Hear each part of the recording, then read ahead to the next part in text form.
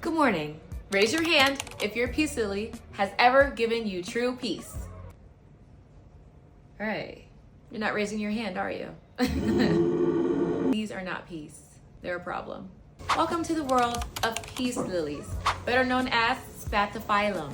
These plants have a really rich history rooted deep in the rainforests of Colombia and Venezuela. These plants were discovered by Gustav Wallace in the 1800s, and they actually became very, very popular in Victorian England. When people hear peace lily, they often think that this plant is actually a lily. It is not.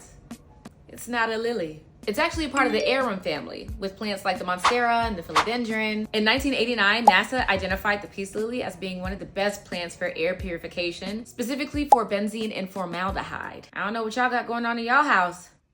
A lot of people mistake this plant for being a part of the lily family simply because of its flowers. Now, the flowers eat. There are some beautiful flowers, but this plant is toxic. Peace lily leaves, stems, and flower contain calcium oxalate. Calcium oxalate can cause irritation on your mouth and your throat and even digestional issues. Diarrhea. Now, as for care, if you have a peace lily, then you are familiar with the temperamental nature of these plants. These plants never want to dry out, which is why I do not keep them. Water it when it's about 50 to 60% dry. She'll show you that she's not messing with it. The leaves will be drooping.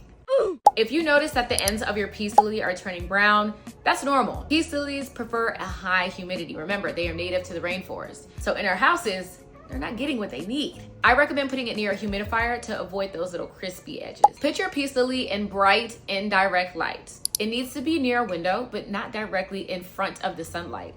These leaves are extremely thin and they will burn. Also, if you want your peace lily to flower often, bright indirect light will help it do so. Because these plants prefer to stay on the wet side, you do want to choose a soil that is well draining, but also holds a little bit of moisture. This is my soil blend. So if you were to make your soil at home, you do want to add some orchid bark, a little bit of perlite, maybe a little bit of vermiculite, but you do want to make sure that you add a bit more soil so that it holds moisture. And that's really it for the peace lily. I really only bought this plant for the purposes of this video.